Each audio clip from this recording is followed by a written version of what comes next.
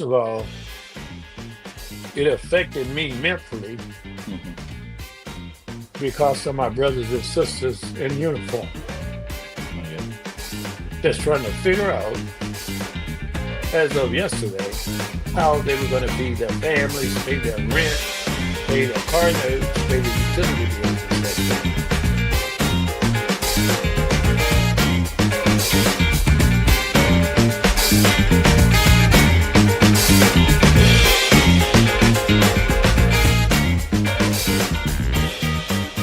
Good afternoon, good morning, good evening, wherever you at. Another show on the Vast Podcast. Welcome, everyone. This is Mike G with Mr. Lee Reiner, CEO, President, Veteran, U.S. Army, top of the line. How are you, sir? Introduction. How you doing? I'm doing well, Mike. And how are you to Pretty your good. Thank you. Pretty constituents? good. And just say hello to your constituents and everyone. And thank you for wanting to talk to me. Yes, yeah, very interesting. I was reading your bio and everybody, wow, let's say call it a journeyman on a mission since day one, since back in the day as well. Welcome again, and just so you were in the military, also a Vietnam vet, correct? Yes, yes. I I'm from a small town in Hmm. Arkansas, Blytheville, Arkansas. We had an Air Force base there, Okay. and a strategic Air Force base, B-52s. Oh. And I grew up around that base, and I would always hear the airplanes and stuff flying over. And I never really even kind of thought about going in the military. But after my oldest brother was killed, and I took up what was left of the family with me and my mom and my sister and my middle brother. I decided to do something different. I went to college just for half a semester. And when my brother got killed, I got drafted.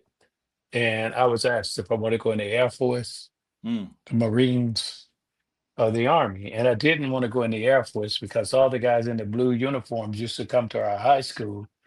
And man, the girls was excited. So I'm going like, I'm going to the Army. I'm not being stationed in Blytheville. I grew up here. So I went in the Army, and it all started from there.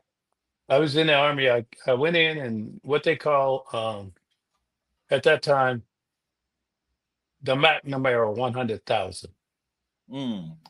And if you look that up on the internet, it'll tell you that the young black men that was drafted into the Army at that time were considered imbeciles, morons, and less educated people out of the Mm. cotton fields of Arkansas, Mississippi, Tennessee, North Carolina, and so forth.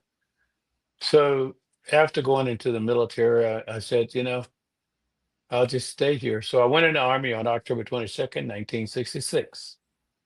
I finished basic training in December 1966.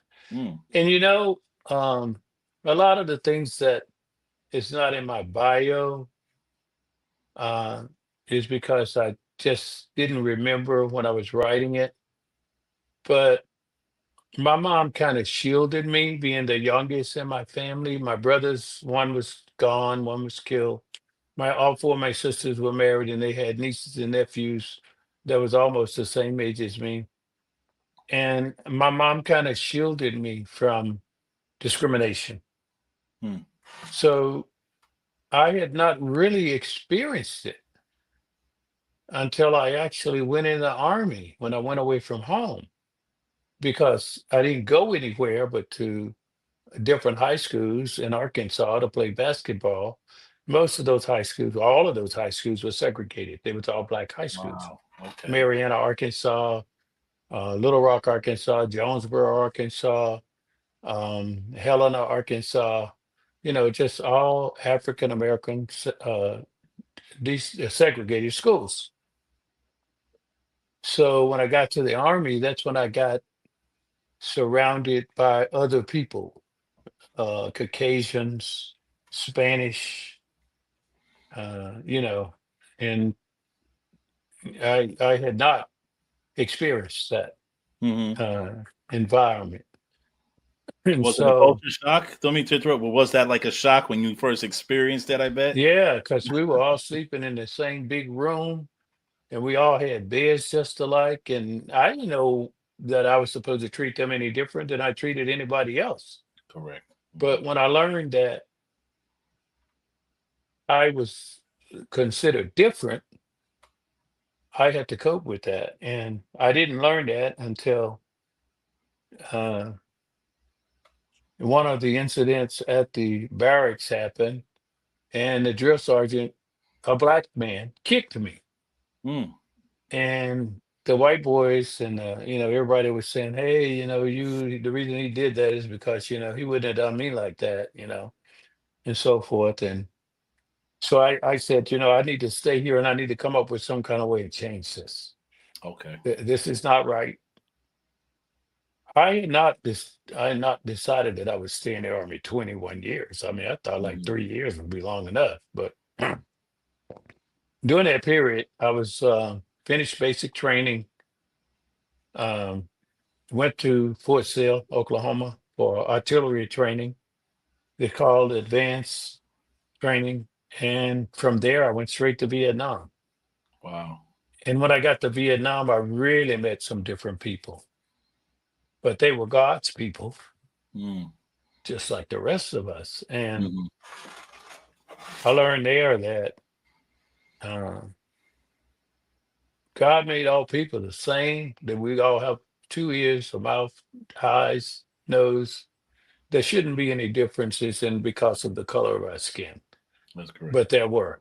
Mhm. And there's some things that happened during those times that I wanted to not do, and some things that I didn't want to do.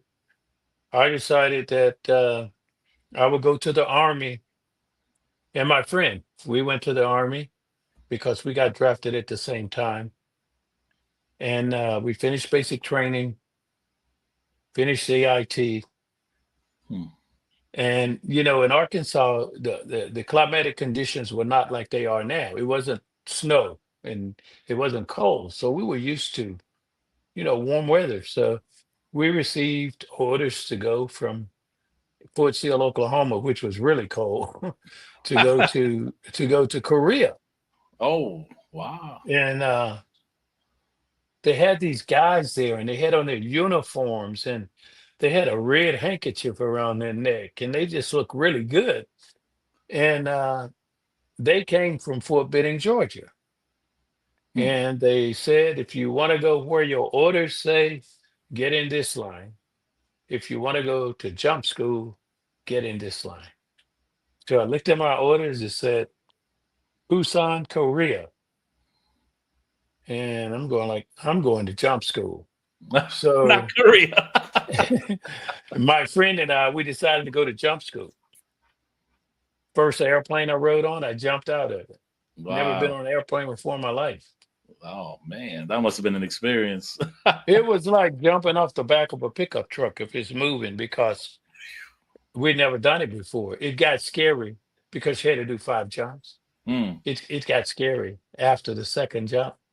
We had this one guy we had one guy in the squad that was a chaplain. Hmm. He was a chaplain. Everybody wanted to sit next to the chaplain, and we would always go like, "Hey, it's a little late for that. You should You have already thought of yeah. that a long time." So yeah, we just kind of everybody wanted to sit next to the chaplain, but nobody. Well, we had one guy, and he and I worked at a bakery before we went in the army. But every jump he made, he had a malfunction with his parachute, but he always came out of it, and Wow. nothing happened to it, and nothing happened to him. So after getting to Vietnam in 1966, April 67, rather, um, we were put in line and we were assigned to our units. My order said I was going to 319th Artillery because I had been to artillery school. Hmm. But the guys that other than, and they were not black guys, the other guys that was writing down where they wanted you to go, we're sending most of the black guys to the infantry. Uh, But they made one mistake. They wrote it on my records jacket with a pencil. They wrote 503rd Infantry, 173rd Airborne Brigade, Benoit, Vietnam. hmm. I erased that, You're like, nah. and I erased it on my partner, and Wow. I changed it to 319th Artillery Hmm. instead of 503rd Infantry. A couple of my friends, acquaintances from basic training, went to infantry, and they're not here today because of that pencil Wow. change. Wow. It was destined. It was It was destiny. destined. Yeah. Yes. Yeah. So Huh. I went to Vietnam as a private E1. I left Vietnam as a private E1. And everybody thought I asked my first sergeant, I'm like, why didn't I get promoted? I thought I was just like, not doing the right thing because I just Hmm. said, well, I'm not going to make it here. If everybody else with me are going back to the States and they are E4s and E5s, and I came over here in E1 and I'm going back in E1, I just, couldn't see that. But what had happened was they made a huge mistake in my records. It may have been because I changed them Hmm. in the line getting there, Hmm. or it may have been for some other reason. I don't know. But I left Vietnam and I came back. And when I got back to the States after going to Fort Sill, Oklahoma, I was promoted to E4 right away. Oh wow. Okay. And I think now that, that was a reason for that change that I did. Because if I had not, I may not have been here today. Okay. So So you after, reached. So you came back, and I was reading your bio. And you jumped into Germany as well. well, no, I came back and I went from 1968 to 1969.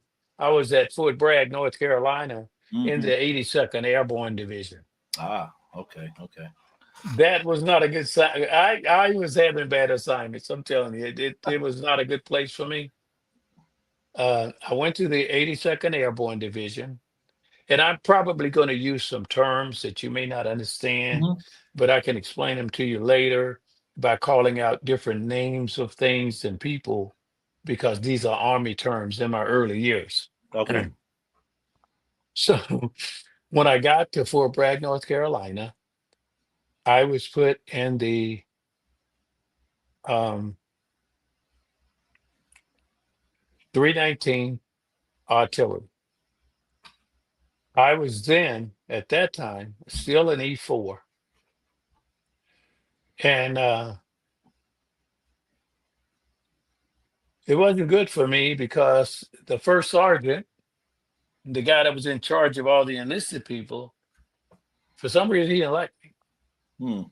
I don't think he liked anybody, actually. There's some people like that. Yeah. And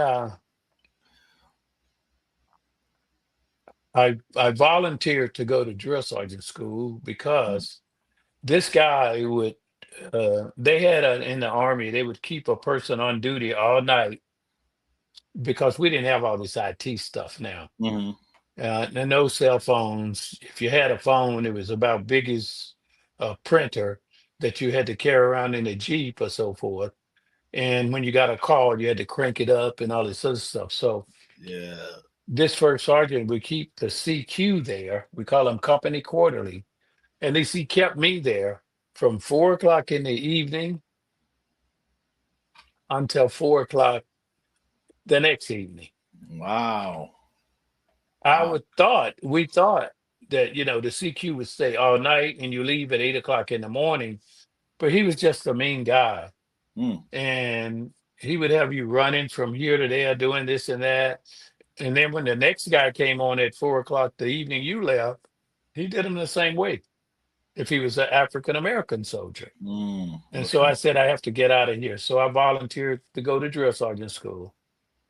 And I went to I'm sorry, Fort Jackson, South Carolina. I stayed there for 6 months. I graduated as an honor drill sergeant, made E6 on the spot. I made E5 and then E6. And so then things started looking up for me and I went back to Germany. Mm. I went to Germany. That was my Mhm. first tour. I went to Germany. And when I got to Germany, I was placed in a artillery division, infantry division in Augsburg, Germany, and I was in E6 at the time. Okay. So the infantry in Augsburg, Germany was good. And this colonel called me in his office one day and he told me, I think you ought to go to officer candidate school. And I'm going like, nah, sir, I'm no, sir, I'm getting out. I'm going to, I'm going to get You're out of the done. army. Yeah, you're done. Yeah. And just as I had actually signed my exit papers and I was on my way back to the States. I was going to leave in December 71. This was like November, and he was still trying to get me to go to OCS, the Officer Candidate School. And I decided that, I'm not going to go. So one day we were at the motor pool, and that's where they kept all the vehicles. Hmm. And you had to do maintenance on the vehicles, whether it was started up or not. You had a certain number of things you had to do to it. And that's what me and my soldiers were doing as the E6. I was supervising this stuff. And here comes this white lady coming down through the motor pool. You didn't see a lady in the motor pool. I mean, it was only soldiers. There wasn't any women in the army then. Yeah, correct. And she said, Sergeant Rayner, Colonel Gantz wants to see you. Come with me. Yes, ma'am. I thought I was going straight to jail or something. I didn't know Mm. what he wanted. So I went back with her and I walked in, saluted the colonel, lieutenant colonel, and he said, I want you to go out with Mrs. whatever her name was and sign the papers that she had. So I did. And I read them kind of fast and it was getting me into OCS. I had to get a class date from the Pentagon. I signed the papers based on this colonel's, Hmm. um, With the trust. yeah. But I found out at the same time that they were paying $25,000 to a soldier to re-enlist with my military occupational specialty. Oh, okay. That was pretty good back then. Hey, I signed that too the next day Yeah. because I figured I could go back and flunk out of OC. I can cancel this OCS stuff. So I finally wound up getting the $25,000 and going to OCS. Oh, so you got I'm two. The going, two. hey, I did. I stayed in I didn't get selected for OCS until the next year. Okay. So I just stayed in, and then they selected me to go to Officer Kennedy School at Fort Benning, Georgia. And it was the last 23 weeks class for Officer Kennedy School that I went to. And it was actually tougher than any place or it was worse than Vietnam, but there was no possibility of dying, and Yeah. getting killed by shot Mhm. or something. So I went there and I became an officer, a commissioned officer, second lieutenant, U.S. Army Ordnance Corps. I was offered an assignment as a second lieutenant to be a platoon leader on the old guard at Arlington Cemetery Okay. because I don't know why I got that assignment. Maybe it was because of my uniform, the way I looked. I don't know what it was, but I didn't take it. I Oh, turned it down. Yeah, okay. and I hate the day that I did that. So I didn't do it. I just went on to all of the assignments that I had. And remember now, I came back from Germany in December. I went to OCS and graduated in July. Hmm. That was like 7 months. I was assigned to Fort Bragg for like 4 months. And 2 months later, I was back in Germany again. Wow. My Okay. my driver's license from Germany was still good. Ah. They had not expired. So So when you went to Germany, did you see like a shell shock? Were you like, man, do you like it? Or did you not like it? the I heard first Germany's time, nice. well, the first time I went to Germany, being from Arkansas, I hadn't been in it. Oh, Germany, I've been to Vietnam, Yeah. Yeah. but in being, I, it was not like you go out and mix around with the people. Mm. But in Germany, the Germans are like the Texans. They are very friendly to Americans. Wow. If you live in Texas and you can forge friendships, then you have it made. Mm.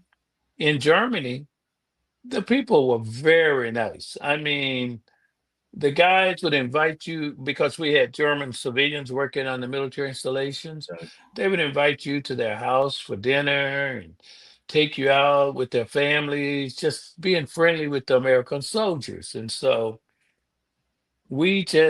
I had a good time. I met my wife in Germany in my second tour. But the first tour in Germany, it was very difficult for me to eat anything that wasn't cooked at the American mess hall because I didn't know anything about Yeah, German you were cooking or used to German it. Yeah. food. Yeah. And That's I a whole knew, different world. yeah, they were very clean people. They washed the steps in front of the house and very clean. I just didn't go out because I was so spoiled from being a country boy in a southern town. Hmm. But on my second tour to Germany, a funny thing happened after I met my wife. We were just kind of dating at the time. She and some other teachers wanted to go eat some German food, and they had built a McDonald's down the street. So I was going to take them to McDonald's, and they go like, "Are you crazy? We just got here from the U.S. We don't want to go to McDonald's." I don't So blame them. you know, yeah. So I did those tours in Germany. Went to Red River Army Depot. My wife and I, we got married.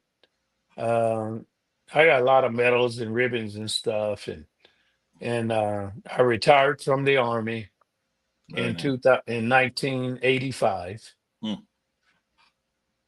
I spent 21 years on active duty. I had very good assignments after Vietnam and Hmm. coming back and going to OCS. I was professor of logistics management at the Air Force Institute of Technology in Dayton, Ohio. And that's when I paid the Air Force guys back from taking all the girls from school. I had a real good assignments. I got promoted to major Okay. at the Red River Army Depot, and I was promoted to lieutenant colonel at the Air Force Institute of Technology, but I was with the Army. I wasn't promoted by the Air Force. Hmm. I decided that I didn't want to stay in after 21 years, so I got out.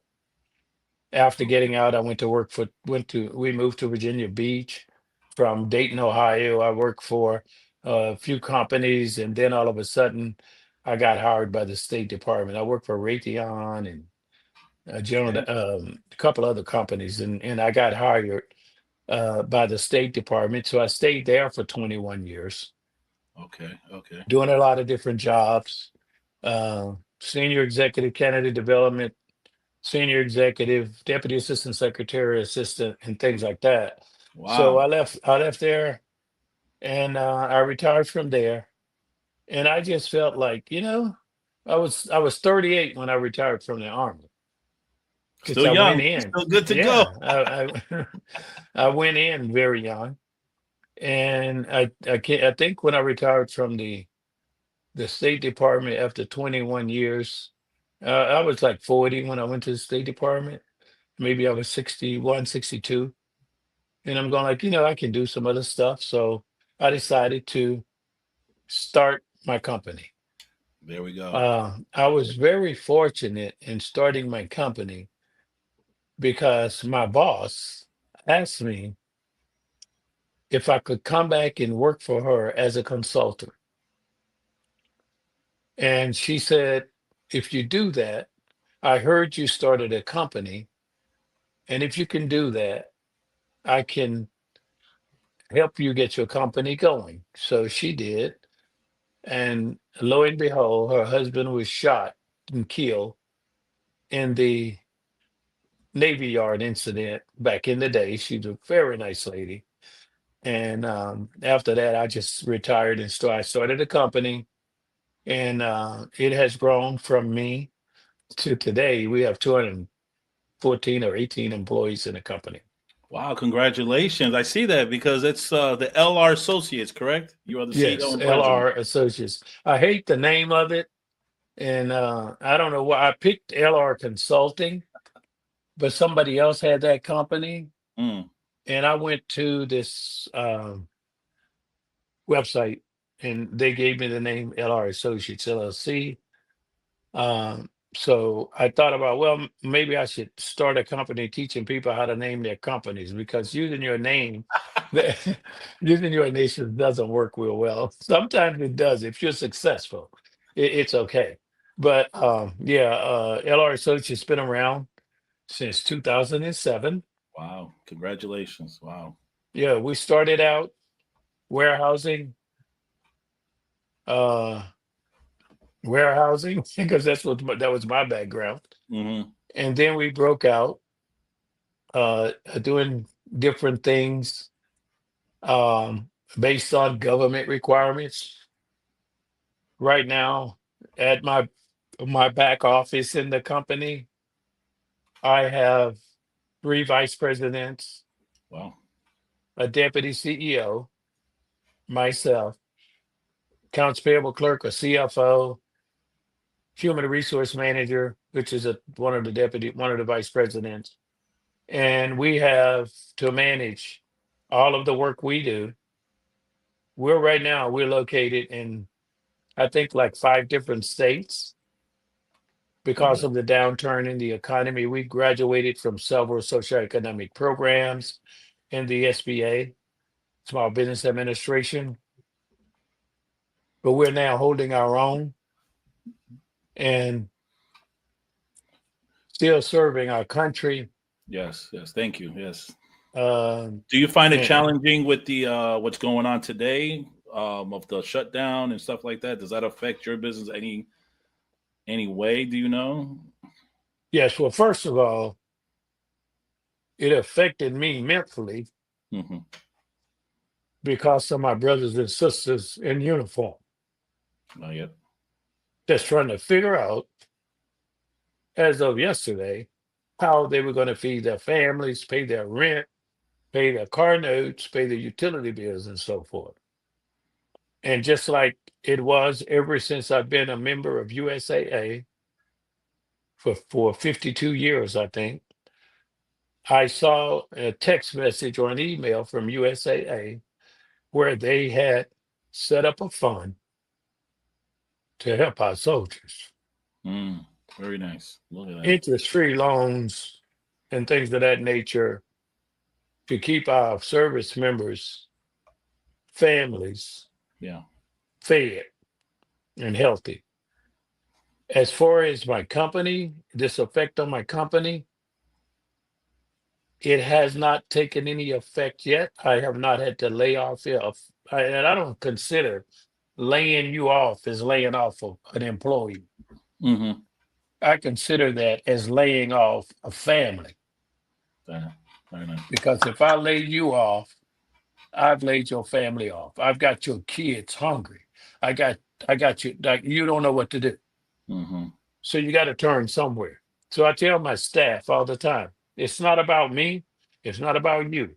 It's about these 100, 200 other 14 families out here that's working for this company. So right now, today, we have not been affected. Payroll is due on the 15th. It's done. I'm able to pay these 214. I have to talk to my HR about the numbers. I don't keep that in my head, That's fine. but but I'm able to make payroll, and these Okay. families will eat. Okay. And hopefully by the first of the 30th of October, I'll be able to make payroll again, Okay. and I'll continue to make payroll. So it could affect us, and the way it would affect us is kind of like, how could that affect your company? Well, when we do work for the government, we submit an invoice to the government for the work we've done for the employees. Correct. If the person that has to approve and verify, sign, and pay that invoice has been furloughed, it's just going to sit in that first box. It's not going to go through the chain and get approved to pay.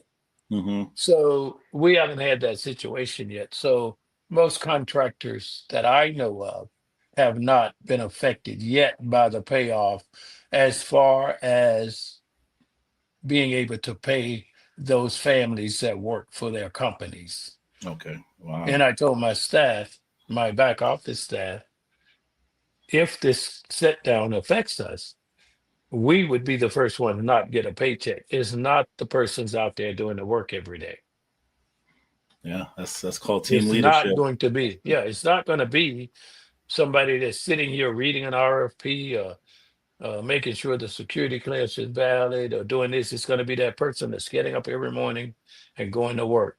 One of the things that really helped this company was COVID. I sent several people to training to learn how to clean, disinfect, and sanitize Mm. these facilities where the governments work. I don't have the numbers in front of me, but every facility that we did had less COVID attacks All right. than I've heard of because our people were trained. They did ISAA training, they did OSHA training, they did what CDC said, Hmm. and they went in and they used their janitorial's custodial skills and they disinfected and sanitized these facilities. Yes, some people got sick. You can't protect all of them, Hmm. but we were able to allow most of our facilities that we work in to be able to come to work at least every other day. My background in the State Department was government contracting, Mm. Okay. and I was my boss's assistant. I did not have a warrant. I couldn't sign government contracts Mm. to award contracts to companies, but I knew the process, the procedure, and Gotcha. the way to do it. Hmm. And so I just capitalized on that. My knowledge of the federal acquisition regulation and how to do government contracts and respond to what they want has helped my company considerably, along with the people that has joined the company. My business development specialist, my director of project management, my CFO, all of these people, my deputy CEO, know government contracting. Okay. So we put it all together Hmm. and we were successful in winning government contracts. Mm. How to Congratulations. write, how to answer the questions, how to dig into what they're really looking for and give them what they want. Well, That's congratulations. how we Wow. do it. That's how they do it, everybody. Well, it's nice having you on. This is, guys, if you're in the military looking for contract work and so forth, this is the website right here, LRAssociates. We have Mr. Lee Rayner, the CEO and president of LRAssociates. Welcome to the Vast Podcast. And that was a story and a half because you've been around the world and back, and you're still progressing and you're still gaining. And I appreciate you coming on, sir. Yeah. I'm just waiting till Sunday. I got a birthday. Oh, well, happy birthday. Happy early birthday. Yeah, thank you. I'm gonna hit the And golf course on that day, buddy. there you go.